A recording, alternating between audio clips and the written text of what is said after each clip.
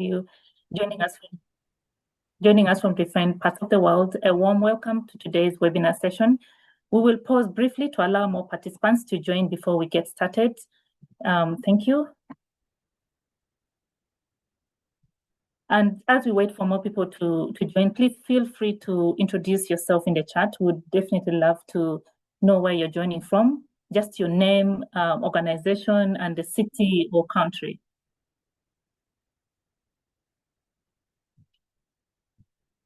Yes, we already see people coming in.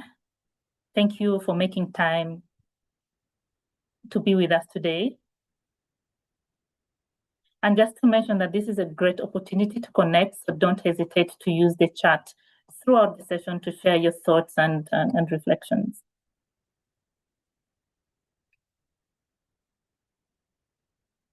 Yes, as more people join, we'll be starting right now. So once again, good morning, good afternoon, and good evening to everyone. A warm welcome to today's session, which is webinar 3 of the 6-part UN-Habitat Masterclass series on sanitation and wastewater management in cities and human settlements. My name is Florence Lake from the International Water Association, and I'll be moderating today's conversation on the theme, which is responsibilities, strengthening institutional mandates, and inclusive governance. Before we dive in, just a few quick housekeeping notes. To ensure your active engagement, please use the Q&A box to submit any questions for our panelists. You're also welcome to use the chat box to share your thoughts and interact with fellow attendees throughout the session. And as mentioned, please continue to introduce yourself in the chat, your name, organization, and the city or country where you're joining from. As you can see in the slide, this masterclass series supports the call to action from the Global Report, and over 6 sessions so far we've had, and we've tackled 2. Today we focus on governance, the governance backbone, which is responsibilities, and that is understanding who does what, how mandates are structured, and how inclusivity is embedded in those mandates. And as you can see in the next slide, we are pleased today to be joined by a fantastic line of speakers from Water and Sanitation for Urban Populations, from Ouagadougou, from Mawasco in Kenya, from Hatyai Municipality, and the World Bank. All will be bringing global insights as well as practical experiences.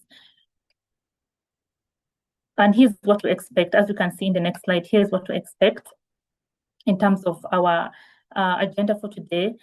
We'll have some Drabo from WhatsApp who will set the stage with the global findings, followed by case studies from Ouagadougou, from Malindi and Hatyai.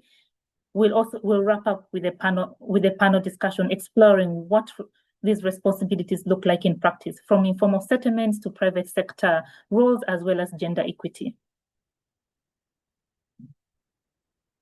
Guide us through today's theme, I would like to introduce Sam Drabo, who is the Director of Research and Evaluation at Water and Sanitation for the Urban Poor and Consortium Lead for the UN-Habitat Global Report. Sam has rolled out research into policy programs across 6 countries in Africa and Asia, and has also authored and edited over 60 technical publications. Today, he will share key findings from the Global Report. Over to you, Sam. Great. Thank you, Florence, and great to have this opportunity to provide this overview of a global mapping of mandate structures for urban sanitation, and all of the content I'm about to present draws from the UN Habitat Global Report and Chapter 6 in that report on responsibilities. Next slide, please. So the first thing to say in the context of this overall session is we know that unclear overlapping responsibilities for urban sanitation have been a major bottleneck for service improvements. And in the report, we try to understand how that situation can be improved and also what is the current status of mandate structures globally. And what you see on the screen here is a typology of 5 broad mandate structures. So there are 5 ways in which mandates tend to be structured currently for urban sanitation. The key distinction is whether mandates may be integrated or split. That is to say that there may be cases where mandates for sewage sanitation and on-site sanitation are with the same authority, whether that's the national utility, subnational utility, or local government. And there are cases where those responsibilities for sewage and on-site sanitation are split between different institutions, and there are differences across regions in terms of the prevailing structure. Next.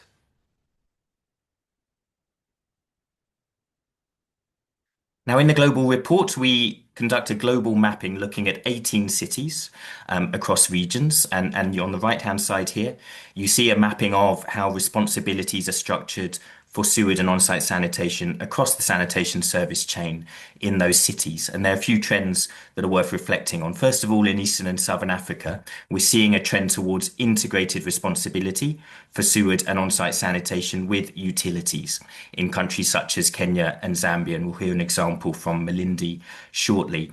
In South Asia and Latin America, common again for responsibilities to be integrated, but in that case for municipal authorities rather than utilities. There are interesting alternative models that exist. Hatyai in Thailand is one such example. Their model has even evolved since this research was published, and we'll also be hearing from them.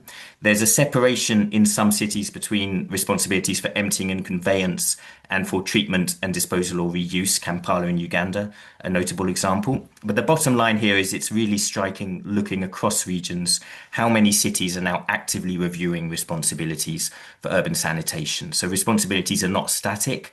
They can and do evolve, and many cities are aiming to do that. Next slide, please.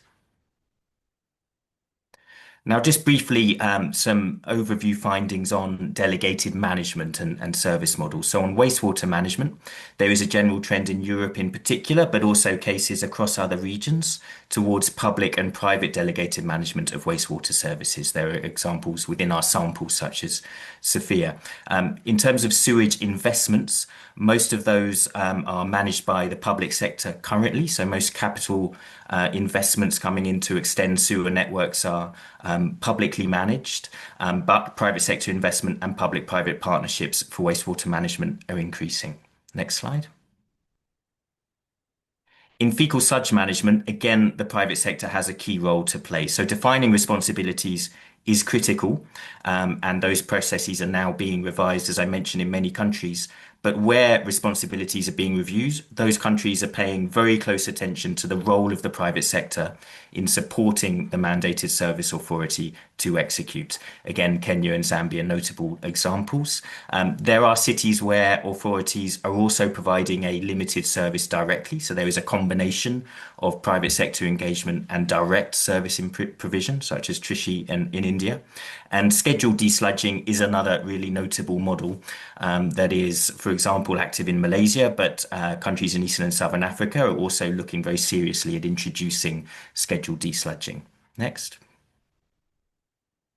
Now, a key aspect of this discussion is inclusion of informal settlements. So this is a really political question, how to ensure that informal settlements are included within mandates. Mandates must include informal settlements. Without that, citywide inclusive sanitation is not possible.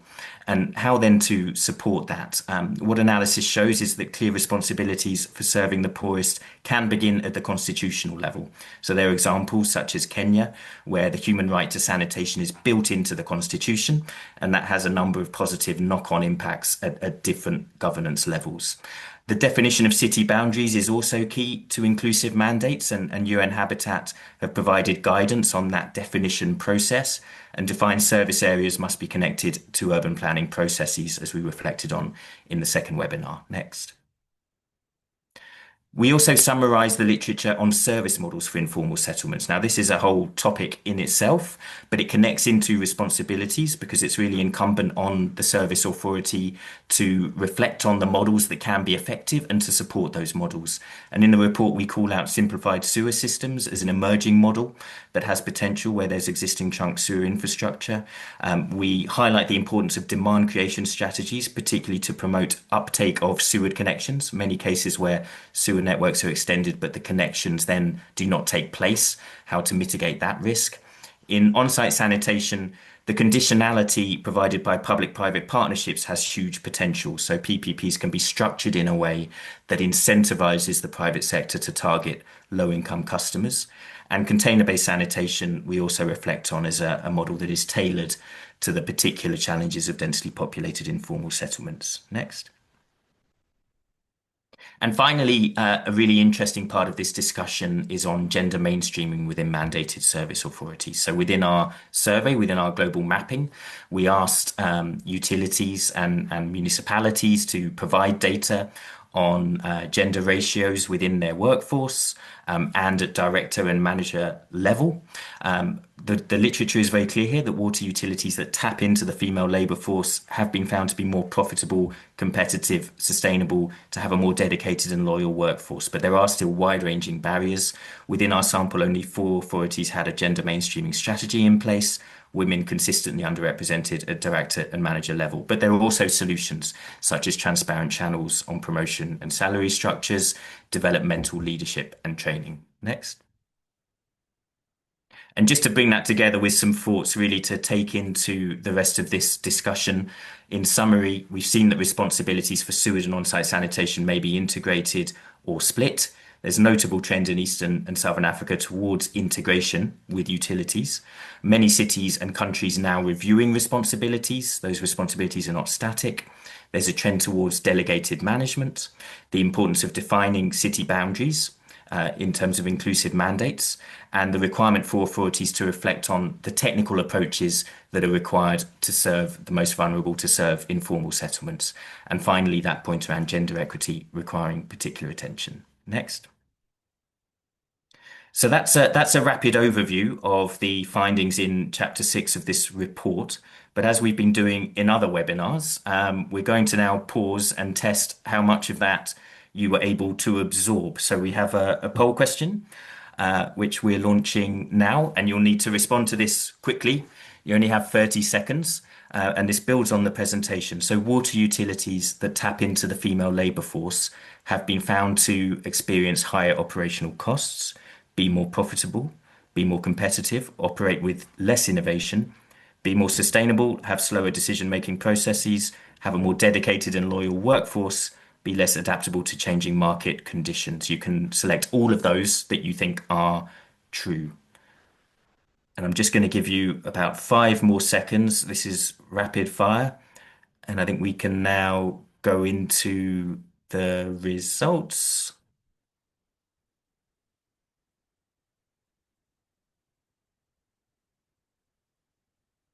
Okay, so you have selected more profitable, correct, more competitive, correct, more sustainable, a more dedicated and loyal workforce. So that's encouraging. All of that, as I mentioned, really striking in the literature and studies that have recently been conducted in countries such as Kenya, who we'll be hearing more about shortly. Okay, that's all from me. Back to you, Florence.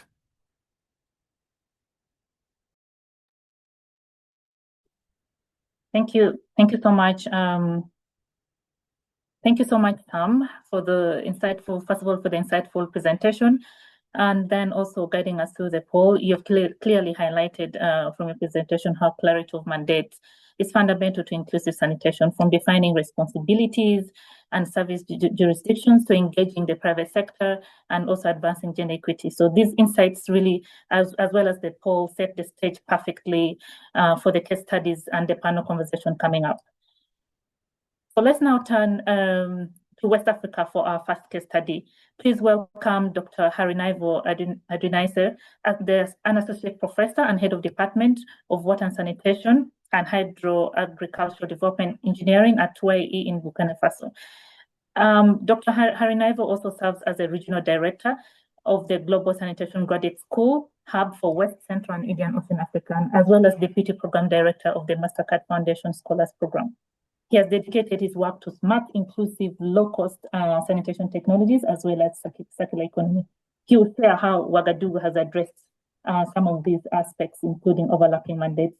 And over to you, Harinaivo. Okay, thank you very much, Florence, for giving me the floor. So I said I will be talking about the case study for Ouagadougou.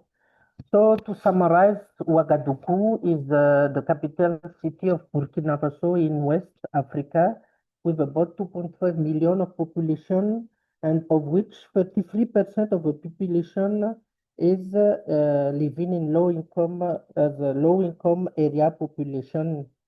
In terms of water and sanitation services, most of the people have access to on-site sanitation, 98%, and with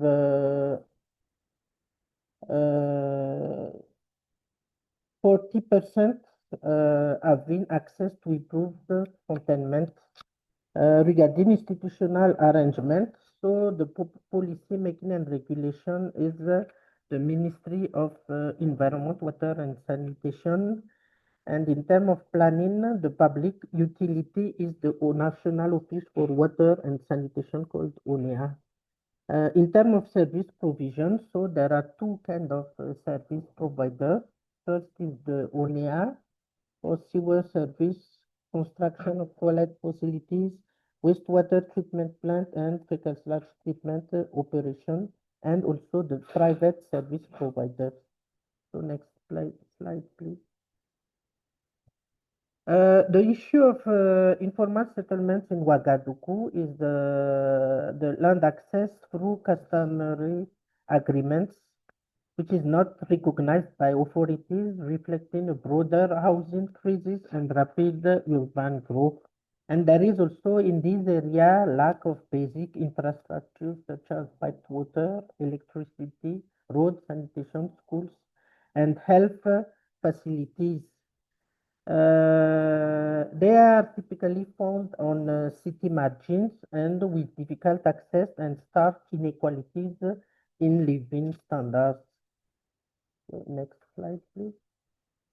Actually, there are national policies and strategies for sanitation service provision to informal settlements that have been put in place in Burkina Faso. And this is due mainly to a strong national commitment where it is worth to say, I think, that in Africa, actually, Burkina Faso is the only country who has enshrined access to water and sanitation in its constitution, which is aligned with national goals with SDGs. And there is a long-term investment plan in place, which is the reference document and pragmatic framework for sanitation by 2030.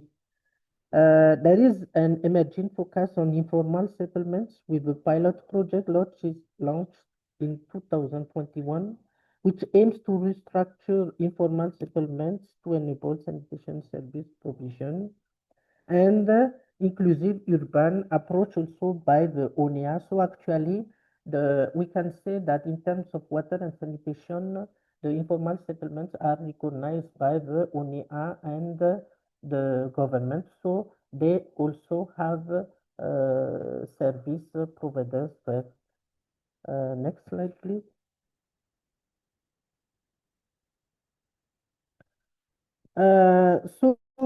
These are some initiatives that have been done for extending the sanitation service to informal settlements.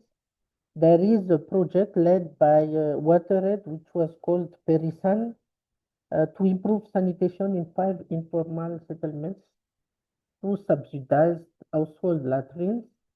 There is also the ONEA-led extension of sanitation services via private providers. So the ONEA will not directly enter into the informal settlements, but will work closely with private service providers to offer by offering financial incentives so that this population will have access to sanitation services.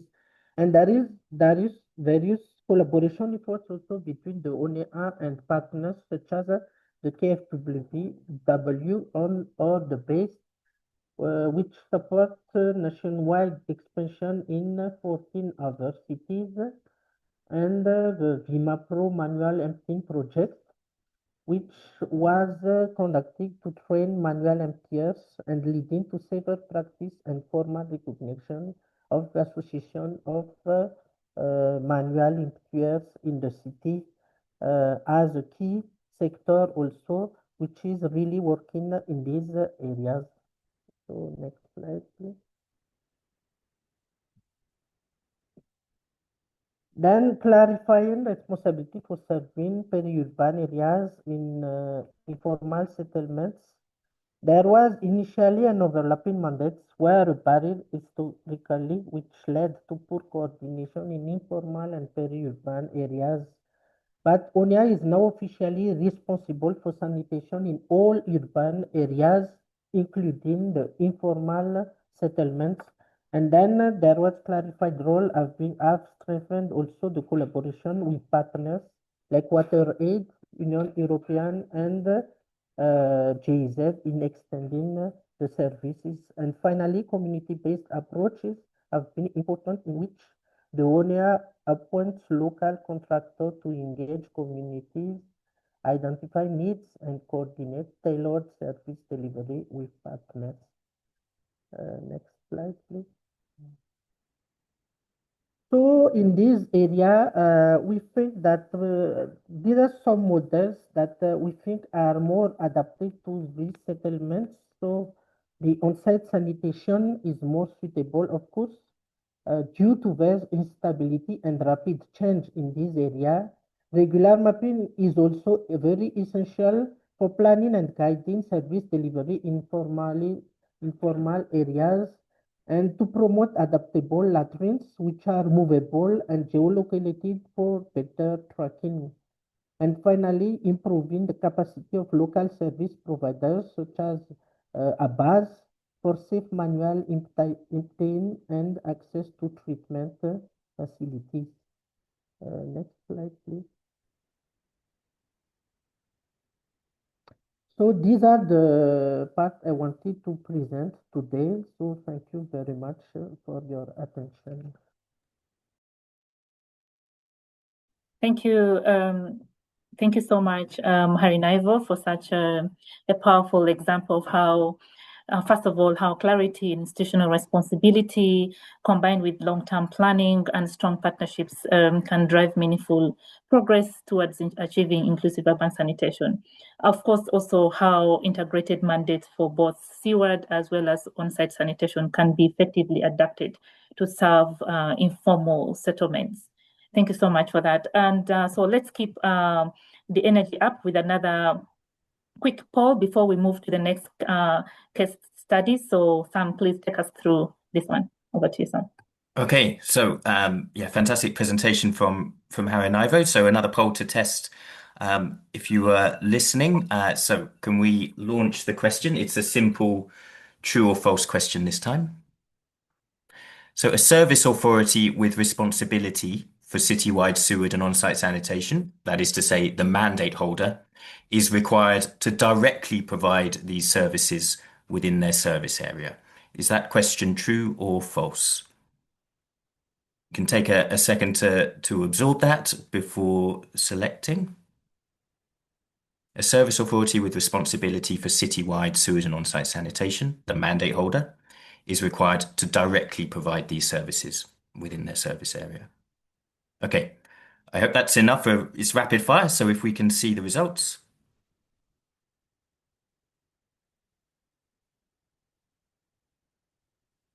Okay, so that question as framed, in fact, is false. But there's something in the language there. It's the word directly. So what Harinaivo's presentation showed is responsibility is really around ensuring that services are delivered. So a mandated service authority is responsible for ensuring services are delivered citywide. But that's a different thing from having to provide those services themselves directly. In fact, what we see in many cities is that the responsible authority engages the private sector to deliver the services. And that's what we were seeing in Harinaivo's example in Ouagadougou, engaging the private sector by ONIA to deliver the services, and they are clearly responsible, but not delivering the services directly. So there's a point around language there, but I hope that sheds light on this question around how city authorities are actually delivering their responsibilities.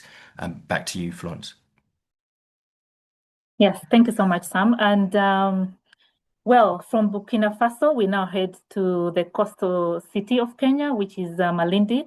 Please welcome Priscilla Olwoj, who is the head of sanitation services and programs at Malindi Water and Sewerage Company. With over 20 years in the sector, Priscilla has led the development and implementation of Malindi's citywide inclusive sanitation plan, has championed stakeholder coordination, and as well as driven progress towards Malindi's aspiration for achieving universal access to sanitation services. Priscilla, the floor is yours. Thank you very much, Florence. Thank you, all those who have joined. So I'll be sharing with you what Malindi Water is doing to embrace our sanitation mandate. So if you could go to the next slide. Which we started in 2019 because for many years we have been supplying water and despite being called Malindi Water and Sewerage, we didn't have any sewer, so we were very dormant in that area. So we decided let's begin with on-site sanitation because that's already what we have on the ground. So what we did in 2019, we did a stakeholder mapping of everyone who is in sanitation space, and we sat together and mapped. Did a situation analysis and then did a solution shortlisting. Then we did a plan, and the plan is a 20-year plan, spanning from 2025 the first phase ending in 2025, the second one in 2030, and the final one ending in 2040. So this plan, we did some metrics. And we did also with support from various partners, WhatsApp being one of them, and Sanitation. And then we went co-opting more partners, UN-Habitat being one of them. And we've been able to do that plan. It's a $94 million plan. We don't have the resources as a utility. We don't have the resources as a county. But together and with other partners, we've been able to pool our resources, and we've been able to track and implement the plan, which now stands between 18 to 20, actually just about over 20 now. And we recently did a monitoring framework to help us track the metrics that we put in place as our desire to achieve. Next slide.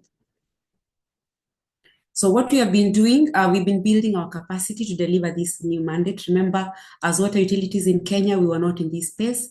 Health used to handle all the sanitation issues. So we needed, first of all, to look at who is going to do this in the utility. So we started with a desk, and then eventually we did a department, which now has got about seven staff members. Also, we enhanced the coordination framework. And also, we also brought in a partnership framework also that meets quarterly. And we did a technical working group that meets every quarter. And then the following day, the partnership team also meets, so that we're able to just take stock on what each partner is doing and what we seek to achieve. So we have also been engaging the community, engaging the community to see how they're going to support us, because once you bring the community on board, they're able to help you understand what are the problems on the ground. And when you're tailoring or putting in place the products that speak to them, then they would be able to relate to these plans. So we've been also doing evidence-based sanitation plans, where we have been collecting a lot of data mapping. Recently, we just did a vulnerable mapping, and now we are doing a mapping for the key performance indicators. Next. On emptying and transportation, we are working with the manual pit emptiers and vacuum truck operators. In the past, these are the ones who used to offer the services, especially in the informal settlements and also in the middle class, and at times even to the high end. So what we've been working to do is to transform the manual pit emptiers from being manual to mechanized and having them professionalized by giving them solutions, exposing them to knowledge on what kind of technology is there, equipping their skills so that they can be able to attract funding from the banks, also speaking to the microfinance institutions on how they can support them so they can continue doing this job in a dignified manner, emptying during the day and not at night under influence of substance. The photo up there, you can see that's how we found the manual pit emptiers operating, and down there is where we are now progressively supporting them, so that at the end of the day, we can see that we can even engage with them, using under performance-based agreements, so they can be able to offer this service on our behalf. Also supporting them to acquire equipment and also funds to be able to run their businesses. Next. On treatment and reuse, we are currently constructing 2 fecal sludge treatment plants, one having a waste to value component, embracing the principle of the circular economy, and we shall be converting and adding value to the waste by doing industrial briquettes. The plants will be ready by December, and hopefully we can now start rolling them out. And now we are currently doing marketing so that we can see whether these plants, but the moment that they're beginning, then waste is already being pushed. We are looking at having a PPP model where we have the private sector also operating this plant, and then as a utility, we just offer oversight. Next. I'll finish off with our what we've been doing as a utility. How has it translated on our sheet flow diagram? If you look on the left, the sheet flow diagram in 2019 indicated that about 25% of the waste in Malindi is what was being safely managed. But progressively, through the interventions that we have been doing with other stakeholders and partners, we can see a good shift. 2023, we had 27% of the waste being safely managed, and by 2024, we had our waste, about 28% of the waste being safely managed. So it's a good journey, but once we're able to track a progress and track what we are doing and have good data, then we can be able to see how it is, all the impacts, how the inputs are also impacting on our plan. Thank you very much.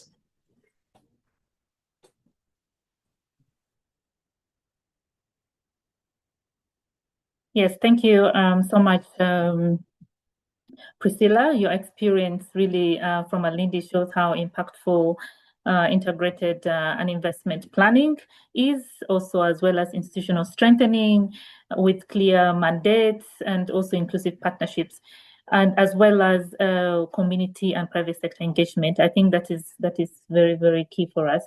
And thank you for sharing that. Just a quick reminder to all the participants, to ensure your active engagement, please use the Q&A box to submit any questions for our panelists, and continue also to use the chat box to share your thoughts and interact with your fellow attendees throughout this session. Yes, so now we head to Southeast Asia. Please welcome Thawapak Thamasane from Hatyai Municipality in Thailand. Yes, Thawapak, over to you, please. Thank you very much, friend. Good evening from Thailand. Today, I would like to present about the involving the management model for wastewater system of Hatyai City Municipality. Next, please. For our system, we use a waste stabilization pond combined with constructed wetland, and for capacity is about 138,000 cubic meter per day. But now we receive only 60,000 cubic meter per day. Next, please. And for service area of the wastewater treatment system, for our system, we cover around 90% of the total area in our city. Is about 21 cubic kilometer, but we cover 90%. And you see in the black color, we are not covered. We are out of the system. But about the green color area, they are on the construction. The name of the project is about Project for Enhancing the Efficiency of Wastewater Collection and Treatment System of Hatyai Municipality. Next, please. And there are two municipal ordinances for wastewater management. The first one is about to reduce the pollution load at source. We start at source, and the next one is for about wastewater collection and treatment, which include a free structure. Next, please. And for monitoring and evaluation, inspected by Regional Environmental and Pollution Control Office, 16 Songkhla Province. They act as a central authority under the Pollution Control Department. They will conduct water sampling before and after treatment. And they will collect maybe two times per year. Next, please. And for operational timeline of system management, the first year of startup in 2000 commenced wastewater treatment operation with a private contractor. And the next year, moved to 2001, municipality resumed direct system management by ourselves. And the next year to 2002 to 2014, Green Solution and Service Company Limited contract annually for $200,000. But this is a cost of operation. Do not cover for maintenance, water, and electrical. And then we move to next to 2014 to 2032. We signed MOU with Wastewater Management Authority for 15 years agreement. But in 2022, we have to do MOU with WMA terminated. WMA that means Wastewater Management Authority. And from 20 to 22 to now, we manage by ourselves. The system managed internally by the Sanitary Engineering Division, Department of Public Works of Hatyai City Municipality. Next, please. And from the cost of the private sector is a high of so expensive that why should the joint management model? The first one, the reason the first is a lack of specialized personnel and expertise. Operating a wastewater treatment system require engineering and environment science knowledge, and Hatyai lacks experienced technical staff. For the next reason is about WMA's expertise in wastewater management as a state enterprise under the Ministry of Interior. WMA has an extensive experience managing centralized wastewater system professionally. And the next is about the public oversight remains with the municipality.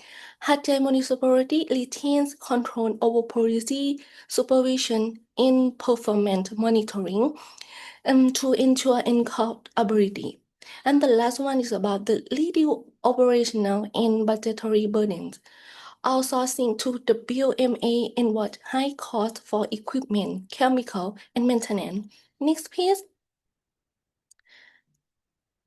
For the termination of the MOU, what is the turning point? What is the shift to full municipal control, a strategic move for greater autonomy, or a response to unresolved issue? The termination of the MOU with the Wastewater Management Authority, or we call the WMA, reflected both strategy and practical consideration. Hatyai City Municipality aimed to regain autonomy and direct control over the wastewater treatment system, allowing greater flexibility in decision-making and agreement with local needs. However, challenges such as performance, reputation, communication gaps, and long-term contractual rigidity also play a role.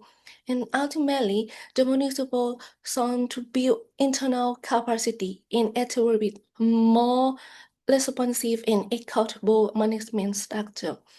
Yes, that's all from Hatyai City. Thank you for your attention.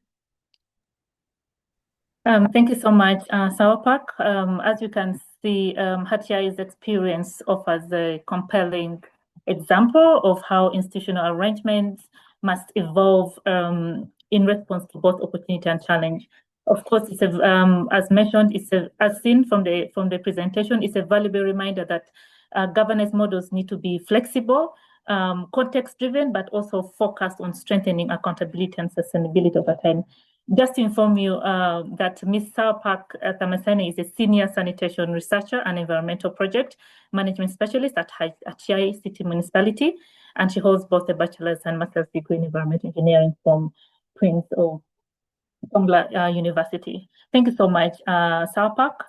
And now we move on to our panel discussion to help us dive deeper into today's theme. We'll explore questions, 3 rounds of questions around informal settlements, private sector roles, as well as gender inclusion. We'll also definitely respond to any of the questions that are from the audience or from the attendees that are in the Q&A box. So joining us, as you can see on the screen, joining us, we have Dr. Harry Naivo, who already made a presentation, Priscilla Olwach from Mawasco utility in Kenya, and also Salpak. And then also we have Eden Matimwangi from the World Bank, whom I'm delighted to also introduce now. Eden is a civil engineer and a program implementation consultant at the World Bank. She brings vast experience as a portfolio and program management professional with specialized expertise in developing and implementing sustainable water and sanitation programs across Africa. Welcome, Eden, and the rest to this panel discussion. So let's begin with inclusive mandates. A bit of context. Informal settlements and low-income communities are key to inclusive mandates. So in your experience, what approaches can be effective for ensuring these areas are provided for in policies, plans, and service delivery? I'll begin with Eden. Eden, could you share how the World Bank aims to promote inclusive mandates and incentivize service authorities to serve informal settlements? Over to you, Eden. All right. Thank you for hosting this useful masterclass. So whilst we've had very good case studies from Onea, Mawasco, and Hatyai Municipality, one thing is clear that mandates are mandates for sanitation are with the designated service authorities, as has been discussed. And for us, we are more keen to see that sanitation market development is ingrained as part of these mandates by service authorities. So now on your screen, this perhaps will just summarize a lot of what I'll speak about, is that the public sector, as has been showcased in the various presentations, has to work in an enabling environment, but very closely with the private sector, and bringing together what the private and the public sector in terms of services and goods are integrating in terms of responsibilities. There needs to be clarity. And as part of this, we are seeing inclusivity as not just gender. Inclusivity also means leaving no one behind. The human settlements, as in the global report, focuses on the refugee camps, which could also pass for very densely urban populations, as well as the informal settlements, which are the focus. So when we look at sanitation, most times we are often talking about non-sewer sanitation, but this brings into perspective what you can see on your screen, integrating both the sewered and the non-sewered aspects of sanitation, and how there is an interplay between what the service authorities or the public sector can clearly do and what are the other factors that would need to be supported for the private sector. So quickly, I'll just highlight some of the public sector market development aspects to ensure that there's inclusivity and clarity of mandates across the service chain, the sanitation service chain. So in terms of containment, so I'll start with the public sector. Definitely sewerage, I will not talk much about that, so I'll focus a bit more about non-sewer sanitation because sewerage is a public good and service. The public sector needs to look into data, regulation, and standardization, and incentivizing innovation and decentralization of non-sewer systems. Basically, in the containment space, this is to develop incentives to stimulate private sector innovation. In emptying and transport, again, the public sector is key in licensing and providing a lot of support for equipment financing. As you're aware, this is a very big space for the private sector to play in. And again, regulation and standardization, allow me not to go deep into that because of time. In the treatment space, the public sector is very key in offering capital co-financing, because you can imagine the capital intensity of city scale or urban systems such as DTFs and FSCPs. We also see this being a space for the public sector to facilitate knowledge, evaluating performance of treatment infrastructure, for example, and establishing best practice, and facilitating approvals and offering sites and land for private sector to also come in and partner.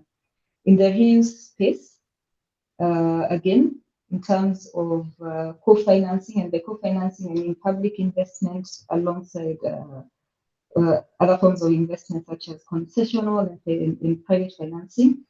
It's a space where the public would really enhance and play a very clear mandated role, enabling reuse-friendly regulations as well, and integrating reuse into planning. This is one often forgotten area where, as planners, we do not incorporate the reuse aspect into sanitation systems.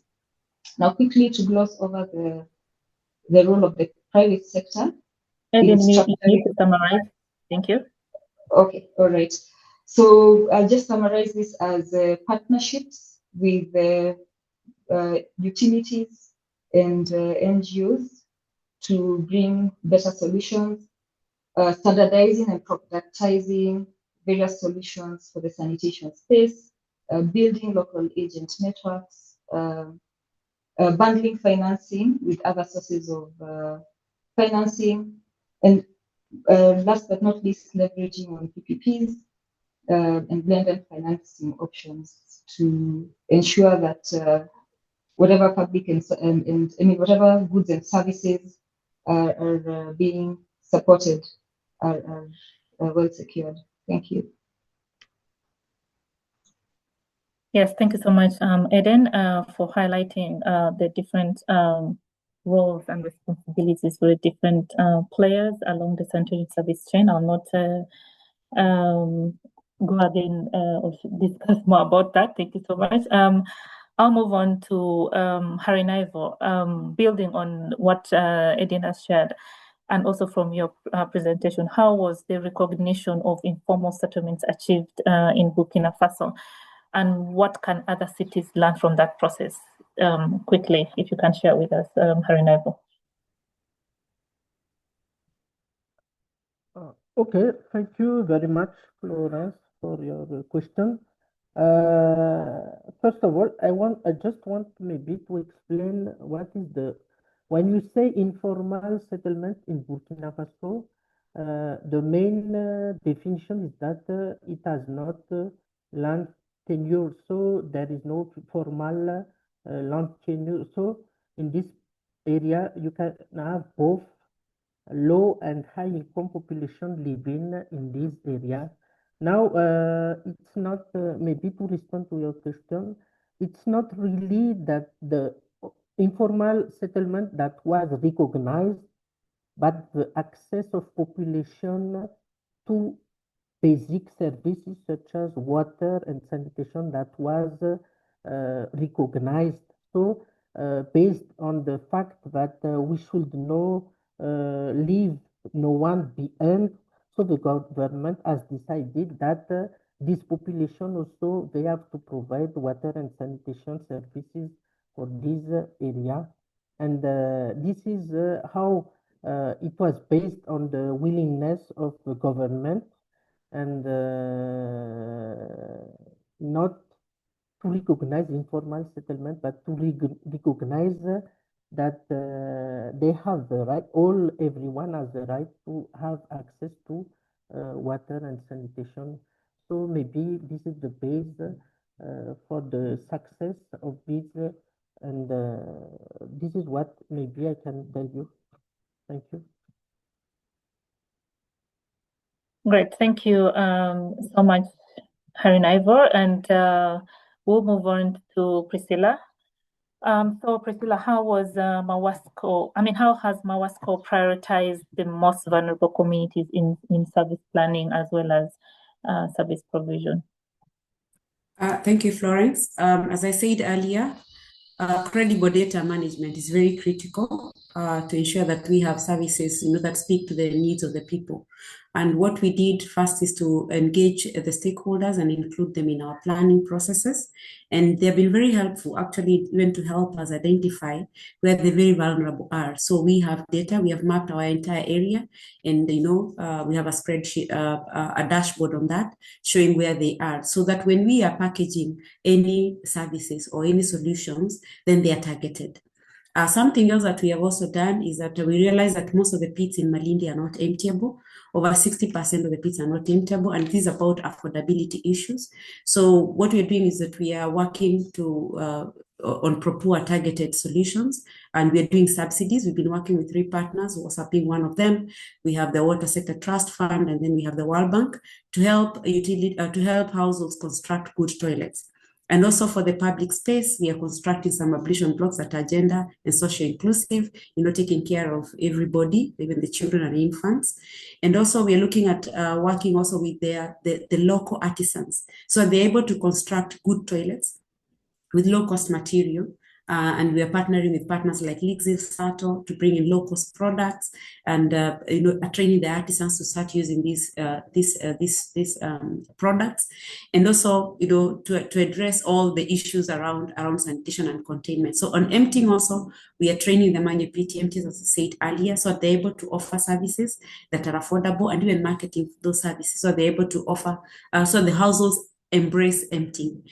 We've been trying to pilot transfer stations because we realize the treatment plant is very far, it's about 10 kilometers from the CBD. It has not been a very interesting area to discuss, but we are not yet relenting. We are looking at what other models can we use, so the manual PTMs don't have to load the price of transporting the waste to the treatment plant on the houses, so the houses can afford. Yeah, thank you. Yes, thank you so much, Priscilla. And lastly, for this round of questions, Sour Park, in just one minute or even less, with 90% of your population that is served by sewage systems, how has Hatyai sought to ensure that the remaining 10% have access to safe sanitation? Thank you. To serve the remaining 10% without access to sewer sanitation, we promote safe on-site systems such as a properly designed septic tanks, along with regular desalting and technical support. We also conduct awareness campaign to encourage safe practice at the household levels. And this 10% is divided into 3 zones. One zone is currently under construction to be connected to the sewer network. The other 2 zones are planned for future expansion as a part of the city long-term sanitation strategy. And through this phase approach, we aim to achieve full coverage and ensure that all residents have access to safe and sustainable sanitation service. Thank you. That's all. Thank you. Good to see that Hatyai also has intentional plans to serve the other 10% that do not have access to a sewerage system. Thank you. We'll move quickly now to the next round of questions. Considering that time is not, we're not doing well with time, and so we'll look at engaging the private sector as part of enacting responsibilities. In just 1 minute, Arenaivo, the national utility, which is the National Office for Water and Sanitation, has enacted its responsibilities through engagement with private sector and community groups. Can you share 1 or 2 reflections on the role of private sector in supporting the city authorities to enact their responsibilities?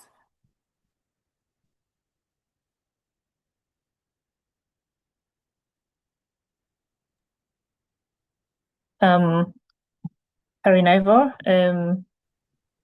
maybe I will. Yes, please. Go on, please. Yeah, actually, I think one of the role of the private sector in supporting city authorities is to on the how to say for example the formalization of their activities. So there is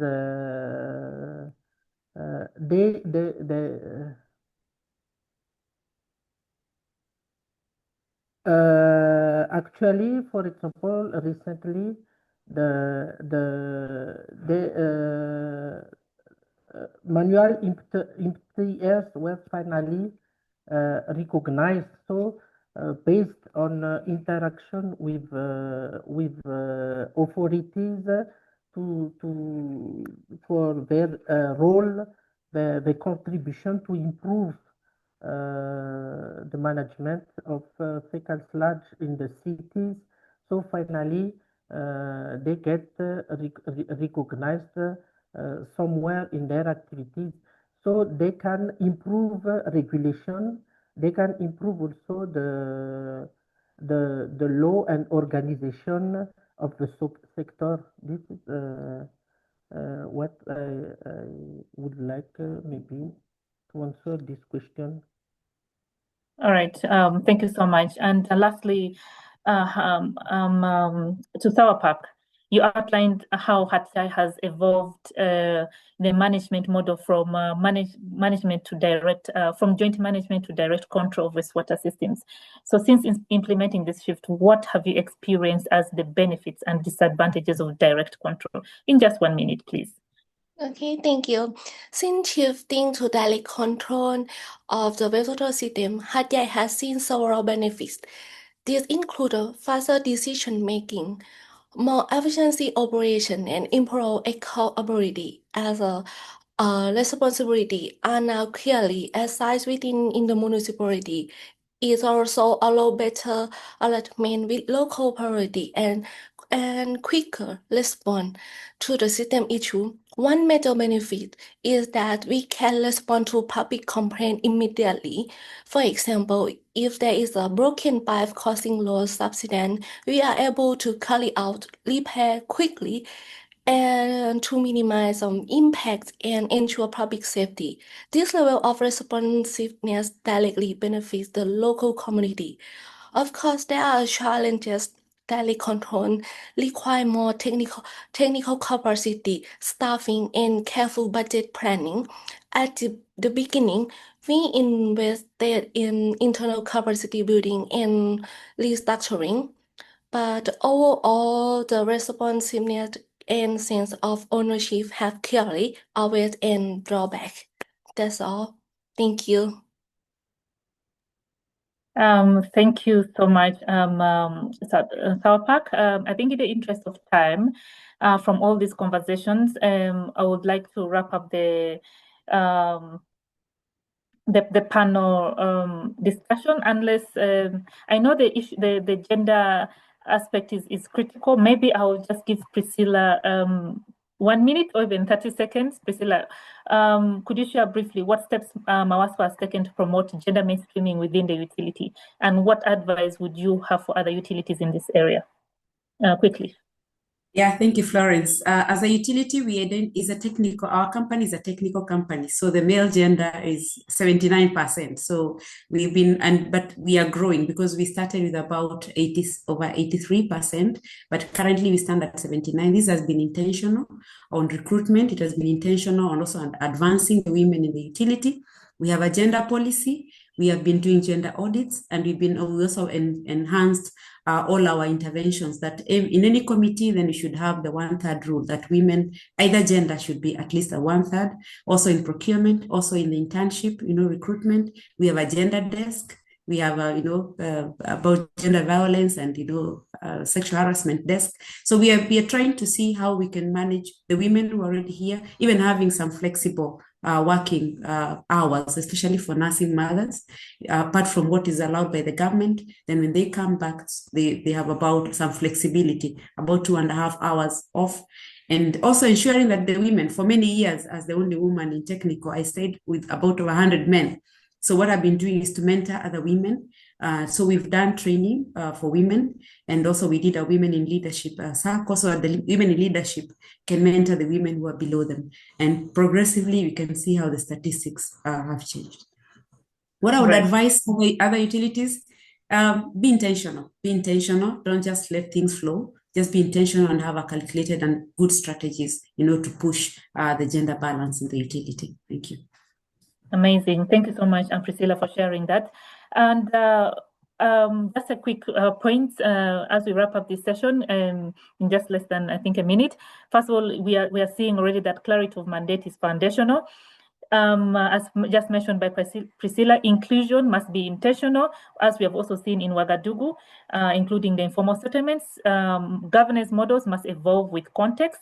I think Hatyai's journey illustrates that very clearly.